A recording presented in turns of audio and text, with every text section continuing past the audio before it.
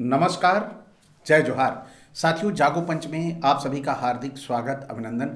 साथियों, आज मैं बड़ी ही बेहतरीन एक पौराणिक कहानी आपको सुनाने जा रहा हूँ।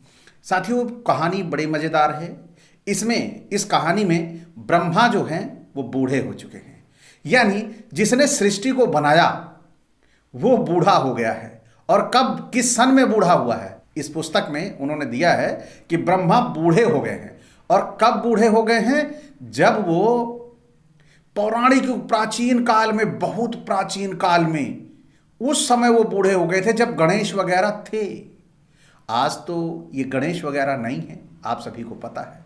लेकिन आज की कहानी में आपको बूढ़े ब्रह्मा और जो गणेश जी हैं उनका चूहे के ऊपर सवारी यानी मूषक की, और बहुत सारी ऐसी बातें पता लगेंगी कि जिसमें लगेगा कि ये बुद्धिमत्ता का एक बहुत बड़ा स्रोत आपको लगेगा। गणेश जी कितने बुद्धिमान थे, उनकी बुद्धिमत्ता भी पता चलेगी। साथ ही बूढ़े ब्रह्मा बूढ़े हो गए हैं, यह भी पता चलेगा। तो ये कहाँ लिखा है कि ब्रह्मा बूढ़े हो गए हैं? आप सभी, बहुत सारे हमारे साथी ऐसे भी हैं जो देख रहे होंगे, वो आस्था और विश्वास के समंदर में गोते लगा रहे हैं। लेकिन वो गोते तो लगा रहे हैं, लेकिन ये पुस्तक का लिखा हुआ है, उन्हें आपत्ति ना हो, इसलिए मैं कोई भी कहानी पुस्तक से ही सुनाता हूं। क्योंकि मुझे पता है कि अगर पुस्तक नहीं होगी तो अंधविश्वास और जो ये भावनाएं हैं ये कभी भी प्रभावित हो सकती हैं, कभी भी छुई मुई की तरह हो सकती हैं। तो यहां पर आप सुनेंगे ब्रह्मा बूढ़े हो गए हैं। तो ये कल्याण नामक पुस्तक है, गीता प्रेस गोरखपुर की, और यहां पर दिया गया है सदा सदकथा साधुवी सेवनिया 336। मैं इसके मुख पृष्ठ का आपको इसमें दिखा दूंगा डिस्प्ले पे, जिससे आप सभी को दिक्कत ना हो, आप सभी खोज के पढ़ भी सकते हैं। तो इसमें दिया है माता पिता के चरणों में प्रथम पूज्य गणेश जी। अब यहाँ गणेश जी की बात आ जाती है तो हम सोचते हैं कि बड़े बुद्धिमान व्यक्ति की बात आ रही है, और इसमें बुद्धिमत्ता बड़ी इनकी दिखाई देगी। आप अंतिम तक बने रहिए, कितने बुद्धिमान हैं आप सभी को मालूम चल जाएगा। बहुत सारे हमारे साथी कहें इससे ज़्यादा तो बुद्धि हमारे पास है, आप सभी ये कहेंगे। लेकिन आइए चलिए चलते हैं। ये पौराणिक ग्रंथ है कल्याण, तो ये जहाँ से भी लेके आया होगा। तो आइए चलते हैं, आपको इनके अंशों को सुनाते हैं। देवता सभी पूज्य हैं, किंतु एक बार देवताओं में विवाद हो गया। उनमें प्रथम पूज्य कौन है? यानी आप समझ सकते हैं ये झगड़ा जो है, जैसे हम लोग आपस में झगड़ा करते हैं, तो हमने भी सोच लिया ये भगवान भी झगड़ा करते होंगे। क्योंकि ये पुस्तकें तो भाई भगवान के आगे बैठ के लिखी नहीं गई हैं, ये आपको भी पता है। क्योंकि अगर लिखी गई होती और ये सीसीटीवी लगा के वहां बैठे होते, लगाया होता, रिकॉर्डिंग की होती, तब भी बात बन सकती थी। चलो ठीक है, रिकॉर्डिंग कर रखा है। लेकिन अब आप सोचिए कि जो जिनके लिए हम आश्रित रहते हैं, जिनसे हम अपेक्षा करते हैं कि हमारे संकट के समय ये मदद करेंगे, हमारे जो कष्ट आएगा या हमारा दुश्मन हम पे हमला कर रहा होगा तो ये हमारी मदद करेंगे, तो पता चला देवता आपस में ही लड़े पड़े हैं, आपस में विवाद हो गया है, दिक्कत लड़ाई चल रही है।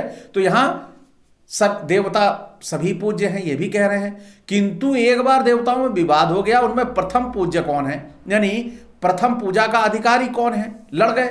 जब परस्पर कोई निर्णय ना हो सका, तब वो एकत्र होकर लोक पिता में ब्रह्मा जी के पास पहुंचे।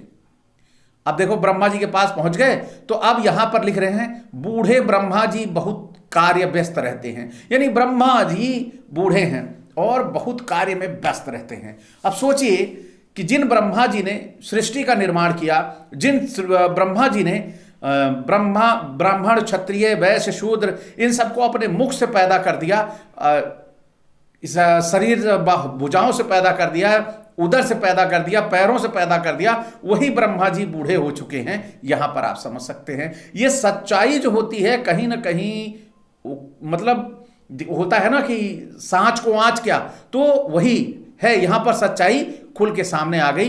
ब्रह्मा जी बूढ़े हो चुके हैं। और कब? जब गणेश जी वगैरह रहा करते थे छोटे छोटे, तब की बात है। ये कोई ऐसी बात नहीं है कि गणेश जी बूढ़े हो जवान हो गए थे या उसके आगे की बात। तो आप सभी समझ सकते हैं कि ब्रह्मा कब बूढ़े हुए थे। तो आज ब्रह्मा की क्या अवस्था होगी? हो सकता है ब्रह्मा बिस्तर पे हो सकता है ब्रह्मा उससे भी ज्यादा हो हमारे बीच ना ही रहे हों, ये सब बहुत सारी बातें हो सकती हैं, जो बूढ़े हो सकते हैं। तो यहां पर जैसे मनुष्य खुद है, जैसे मनुष्य की खुद की आवश्यकताएं हैं, या मनुष्य जैसे खुद अपने बारे में सोचता है या करता है, उसी तरह मनुष्य ने ईश्वर के भी बारे में सोच लिया। यानी मनुष्य बूढ़ा हो रहा है, मनुष्य बच्चा पैदा हो रहा है, तो सोचा भगवान भी पैदा हुआ, और मनुष्य जवान हो रहा है, बाल्यकाल आया है, मनुष्य भगवान भी बाल्यकाल में थे, अब मनुष्य जवान हो रहा है, तो भाई भगवान भी जवान हो रहे हैं। फिर उसके बाद मनुष्य के बच्चे हो रहे हैं, जवान होने के बाद शादी ब्याह हुआ, भगवान की भी शादी ब्याह हो रहे हैं, है ना। जो भगवान ऐसे ही पैदा कर दिया करते थे, अपने मुंह से, भुजाओं से, पैरों से पैदा कर दिए देते हैं, उनकी भी शादी हो रही है। चलो भाई उनकी भी शादी कर लो, कि हमने भी शादी की हुई है, ये भगवान भी हमारे शादी करते होंगे। तो इसी तरह बहुत सारी चीजें हैं जो खुद मनुष्य के ऊपर बीत रही है, वही वो ईश्वर के बारे में सोच रहा है। सोचो कितना ईश्वर का मजाक बना रहा है। उसको क्या जरूरत है भैया ब्याह कराने की, उसको क्या जरूरत है बच्चे पैदा करने की। अरे तुमको बना तो रखा है, तुम पैदा करो ना। इतने जीव बना रखे हैं, इतने प्रकार के, उनको पैदा करने के लिए छोड़ रखा है कि वो पैदा कर तो रहे हैं। तो क्यों ईश्वर को बदनाम किया जाता है कि ईश्वर भी बच्चे पैदा कर रहा है, ईश्वर जवान हो गया, ईश्वर बूढ़ा हो गया, ईश्वर बच्चा है। तो ये कौन कर रहा है? वही जो ईश्वर को कमतर आंक रहा है, ईश्वर को अपने अकॉर्डिंग चला रहा है, अपने अनुसार ईश्वर को चला रहा है, कि जैसे मैं हूं ऐसे ईश्वर भी होगा। ऐसे ही ये सारे के सारे लेखक रहे हैं। फिर देखिए, उन्हें सृष्टि के कार्य से दो पल का भी अवकाश नहीं। मतलब सृष्टि का कार्य हमेशा करने में ब्रह्मा जी लगे रहते हैं, इसीलिए शायद बूढ़े हो गए थे। उनको कोई मतलब छुट्टी नहीं, फुर्सत नहीं, पंचायत करने का समय निकाल पाना उनके लिए कठिन ही था। अपना नवीन सृजन कार्य करते उन्होंने देवताओं की बात सुन ली और एक निर्णय सुना दिया कि जो पृथ्वी की प्रदक्षिणा करके सबसे पहले मेरे पास आ जाए, वही सबसे प्रथम पूज्य माना जाएगा। सेम कहानी डिट्टो, यानी शब्द अक्षर से यही शंकर जी ने कार्तिकेय और गणेश जी के विषय में कहा था कि अगर जो ऐसा कर लेगा वही बुद्धिमान होगा। और यहां पर इस पुस्तक में दिया हुआ है कि उन्होंने कहा सभी देवताओं से कि जो मेरी मतलब जो पूरे पृथ्वी की प्रदक्षिणा करके मेरे पास पहुंच जाएगा, वही प्रथम पूज्य माना जाएगा। तो आप समझ सकते हैं, सेम कहानी, वही कहानी उठाकर ब्रह्मा जी ने भी कर दिया, जो शिव जी ने अपनी कहानी में किया था। उन्होंने भी यही कहा था। तो उसमें क्या किया था? उसमें गणेश जी ने अब जब कार्तिकेय उड़ के चल पड़े अपने मोर पे बैठ के, तो गणेश जी अपने पिता के चारों तरफ घूम के आके खड़े हो गए कि हमने प्रदक्षिणा कर ली, सारा संसार घूम लिया, सारा ब्रह्मांड घूम लिया। तो उन्होंने कहा हाँ ठीक है, तू बुद्धिमान है। वही अब यहां पे ब्रह्मा जी कर रहे हैं, एक ही कहानी को दो जगह, यानी ब्रह्मा से भी रिलेट कर दिया। अब यहां पर देवराज इंद्र अपने एरावत पर चढ़कर दौड़े, अग्निदेव ने अपने भेड़ों को भगाया। अब अग्निदेव बेचारे भेड़ पे चलते थे, जो आग जिससे आप खाना खाते हो जल पकती है, अग्नि जलती है, गैस पे जो चूल्हे पे रोटियां बनती है, वही अग्नि भाई भेड़ों पे चला करते थे। बड़े कमाल की बात है, क्यों भाई देवता लोग हैं, वो कहीं पे भी चल लेंगे, भेड़ जला नहीं करती थी। अब आप देखें, देव ने अपने भेड़ों को भगाया। धनाधीश कुबेर ने अपनी सवारी ढोने वाले कहारों को दौड़ने की आज्ञा दी। वरुण देव का वाहन ठहरा, मगर अतः उन्होंने समुद्री मार्ग पकड़ा। सब देवता अपने अपने वाहनों को दौड़ाते हुए चल पड़े। सबसे पीछे रह गए गणेश जी।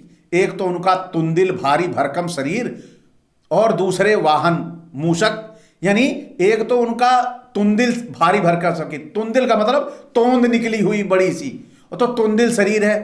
अब भैया ईश्वर का बेटे हैं, वो शंकर जी के बेटे हैं, और उनको कह रहे हैं कि उनका तुंदल शरीर, भारी भरकम शरीर, वो बेचारे चले कैसे? और दूसरा उनकी जो सवारी थी वो चूहा था, यानी मूषक। तो उन्हें लेकर बेचारा चूहा अंततः कितना दौड़ता। अब यहां पे फिर समझ लीजिए, पहले उस तुंदिल शरीर को जब चूहा कितना दौड़ता, अगर इसी चीज को जोड़ना है तो चूहे पे बैठते ही गणेश जी जैसे ही बैठते, चूहा तो बेचारा पिचक जाएगा, लेकिन उनको सवारी बता दी है क्या, यानी अतिशयोक्ति अलंकारों की इतनी भरमार है कि यानी इतनी अतिशयोक्ति की हुई है कि शायद, और जो मान ले वह भक्त है, जो न माने वह धर्म विरोधी। सवाल भी बड़ा अच्छा तगड़ा कर दिया है कि यानी नहीं मानोगे तो खैर नहीं तुम्हारी, यानी धर्म विरोधी हो जाओगे। तो देखिए आगे क्या हुआ। गणेश जी के मन में प्रथम पूज्य बनने की लालसा कम नहीं थी, अतः अपने को सबसे पिछड़ा देख वे उदास हो गए, दुखी हो गए। कैसे कि अब क्या बताएं, सब लोग आगे निकल जाएंगे। संयोग की बात, सदा पर्यटन करने वाले देवर्षि नारद जी खड़ाऊं खटखटाते, बीणा बजाते, भगवत गुण गाते उधर से आ निकले। गणेश जी को उदास देखकर उन परम दयालु को दया आ गई। उन्होंने पूछा, पार्वती नंदन, आज आपका मुख म्लान क्यों है? गणेश जी सब बातें बताई। देवर्षि हंस पड़े, बोले बस। गणेश जी में उत्साह आ गया। वे उत्कंठा से पूछ बैठे, नारद जी कोई युक्ति है क्या? अब आप खुद सोचे, गणेश जी को बुद्धि का देवता कहा और बुद्धि के देवता की बुद्धि नहीं काम कर रही। क्या नारद आया वो बता रहा, क्या कोई युक्ति है क्या? इन्होंने पूछा। बुद्धि के देवता के लिए भी युक्तियों का अभाव। जो बुद्धि के देवता थे वो भी बेचारे पंचर, उनकी भी बुद्धि नहीं। फिर देवर्षि फिर हंसे और बोले, आप जानते ही हैं कि माता साक्षात पृथ्वी रूपा होती हैं और पिता परमात्मा के ही रूप होते हैं।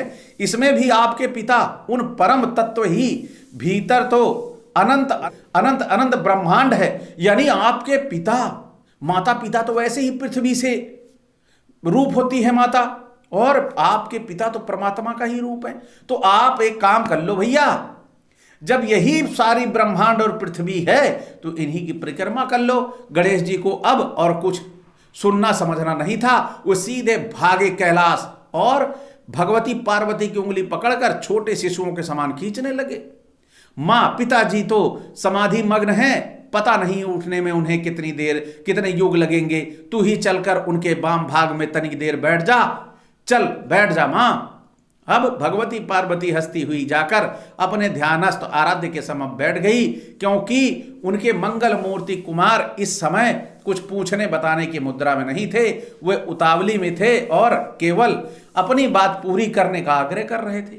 गणेश जी ने भूमि में लेटकर माता पिता को प्रणाम किया, फिर चूहे पे बैठे और अब बात हो गई।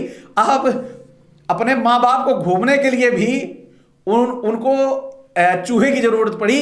वे चूहे पर बैठे और 7 बार दोनों की प्रदक्षिणा की।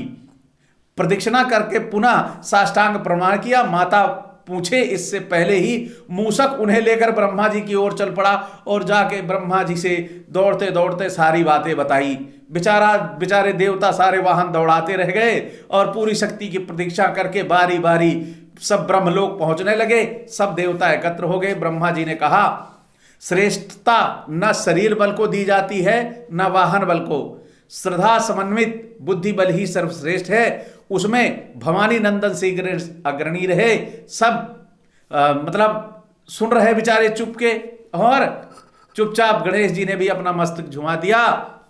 और आप सभी समझ सकते हैं यहां पे बुद्ध की देवता ने कितनी बड़ी बुद्धि वाली बात इस्तेमाल की, आप सभी ने सुना। और इसमें बहुत सारी चीजें जो अतिशयोक्ति वाली हैं, जैसे अब वो अपने माता पिता के पास पहुंच गए तो उन्हें प्रदक्षिणा करनी थी, यानी कि उनको घूमना था। अपने माता पिता को घूमने में कितने कदम लगते भाई? ज्यादा से ज्यादा 15 कदम में दोनों घूम के बैठ जाते। लेकिन वो चूहे पे बैठ के घूमे, यानी इतना भी नहीं। गणेश जी मतलब इनके माता पिता ने इनको इतना आलसी बना दिया था कि भैया बिना चूहे बैठे आगे निकलना नहीं। आप सभी समझ सकते हैं कि मतलब कहानी को क्या से क्या बना देंगे ये लिखने वाले।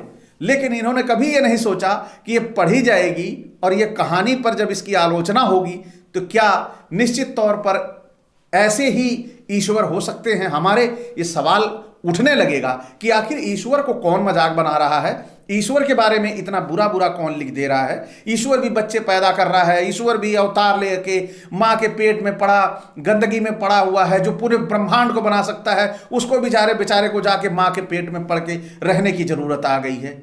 आखिर कौन है ये झोल जो ईश्वर के साथ डाल रहा है और उनका मजाक बना रहा है। साथियों ऐसे ही जुड़े रहिए, बहुत मजेदार कहानियां जागो पंच के साथ आपको मिलती रहेंगी। और बूढ़े हो चले ब्रह्मा की कहानी फिर मैं अगले भाग में सुनाऊंगा। अब ब्रह्मा बूढ़े हो चुके हैं, शायद उन्हें आप सभी के साथ और सहयोग की जरूरत है। अपना ब्रह्मा जी के साथ साथ और सहयोग बनाए रखिए। इसी के साथ विदा, इसी एक अपेक्षा के साथ, अगर आज आपको ये वीडियो अच्छा लगा हो तो लाइक करें, साथ ही जो साथी यहाँ तक देखते आए हैं चैनल को सब्सक्राइब करना ना भूलें और बेल आइकन की घंटी दबा लें, जिससे हमारे वीडियो का नोटिफिकेशन आपको तुरंत से मिल जाए। इसी के साथ विदा, नमस्कार, जय जोहार।